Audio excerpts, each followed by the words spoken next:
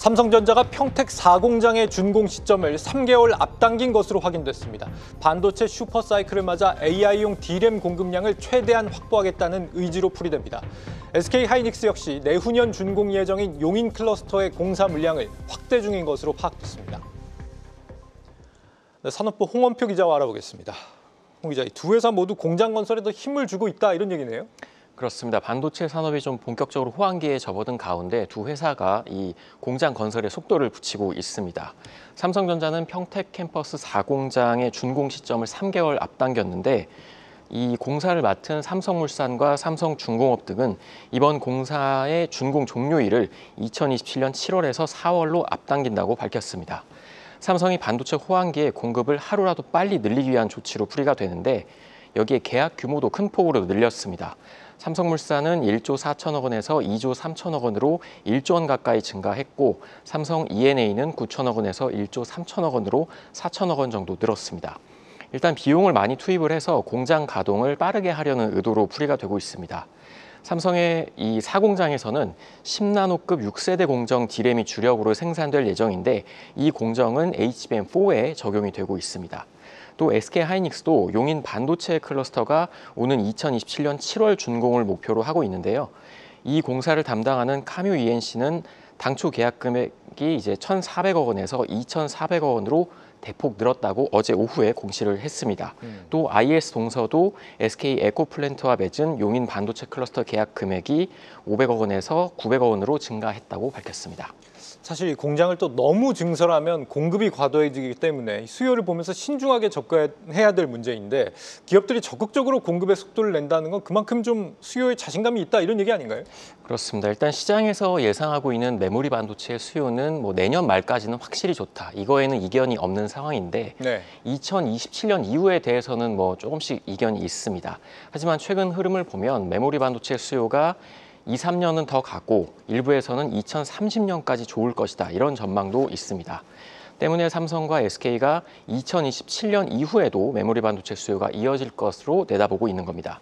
일단 AI 산업은 지속적으로 성장할 것이기 때문에 삼성과 하이닉스의 메모리 반도체 공급이 필수적이고 또 현재 메모리 반도체는 미국의 마이크론까지 포함해서 세계사만 대규모로 공급을 할 수 있는데 HBM과 기존 D램 등 이 수요가 동시에 폭증을 하면서 공급이 따라가지 못하고 있습니다. 삼성은 불과 2년 전만 해도 이 메모리 수요 둔화와 또 파운드리 부진으로 평택 4공장, 5공장 건설을 일시적으로 중단하기도 했고요. 또 낸드 같은 경우는 수요 감소로 공급을 제한하기도 했습니다. 그런데 이번에 4공장 건설에 속도를 내고 있고 또 5공장 역시 건설을 재개하려는 움직임을 보이고 있는데 업계에서는 이런 흐름을 좀 분석을 했을 때 반도체 슈퍼사이클이 1, 2년 안에는 끝나지 않을 것 같다. 이런 의견이 많이 나오고 있습니다. 이런 배경을 감안한 건지 신한투자증권에서 오늘 SK하이닉스 목표가를 대폭 높여 잡았다고요? 그렇습니다. 신한투자증권이 SK하이닉스의 목표가를 무려 50만 원으로 올렸습니다. 네. 메모리 업종이 호황 국면에 접어들었고 또 SK하이닉스의 이익 모멘텀이 장기화할 거다 이런 분석도 함께 내놨는데요. 일단 AI 수요 급증에 따라서 D램과 낸드 공급사들의 재고가 급격히 개선이 됐고 공급 제약으로 메모리 전반적으로 가격이 인상됐다 이런 설명이었습니다. 특히 하이닉스의 경우 HBM4에서 앞서가고 있기 때문에 HBM 매출이 내년에도 뒷받침될 것이다 이런 전망입니다. 일단 하이닉스가 내년 영업이익을 51조 원으로 달성할 것이다 이렇게 예상을 했는데 기존 시장 예상치가 40조 원 초반대였던 거를 감안을 하면 거의 10조 원 이상 영업이익이 증가할 것으로 전망을 하고 있고요. 특히 하이닉스는 지금 엔비디아와 굉장히 끈끈한 관계를 맺고 있는데 엔비디아의 차세대 칩인 루비는 내년 양산되고 또 더 업그레이드된 버전인 파인만은 2028년 출시될 예정입니다. 일단 전 세계적으로 엔비디아의 칩 수요가 이어진다면 여기에 필수적으로 들어가는 D램 수요도 당연히 늘어날 것이라는 분석입니다. 또 메타나 마이크로소프트 등 글로벌 빅테크들이 AI 산업에 장기간 투자하겠다고 발표를 했고 또 투자 금액도 계속 증액을 하고 있습니다. 이런 전반적인 흐름이 반도체 호황에 긍정적으로 작용하고 있는 상황입니다. 네, 기존 38만 원에서 50만 원으로 목표가를 높여 잡았다. 당장 추석이 지나면 이제 3분기 실적이 나오기 시작할 텐데 말이죠. 우리 반도체 기업들 지금 강력한 후실적이 예상이 되고 있습니다.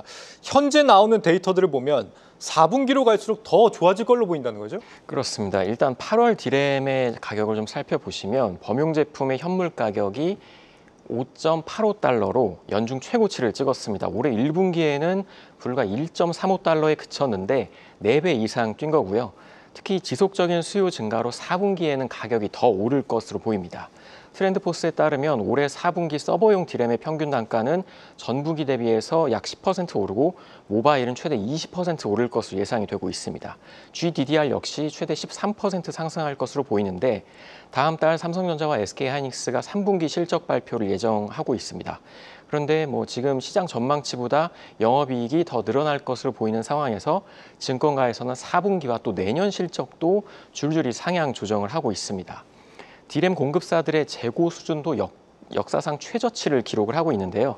3분기 말 기준으로 디램 공급사들의 평균 재고는 3.3주로 지난 2018년 반도체 슈퍼사이클 당시의 평균이 한 4주 정도 됐는데 이것보다도 낮은 수준입니다. 네. 이 중에 SK하이닉스와 마이크론은 재고가 각각 2주에 불과하고 삼성전자는 6주인데 이게 이제 HBM 수요 급증으로 하이닉스와 마이크론이 기존 디램 생산 라인을 HBM으로 전환을 하면서 범용 디램 생산이 좀 급격히 감소한 것이 주요 원인으로 꼽히고 있습니다.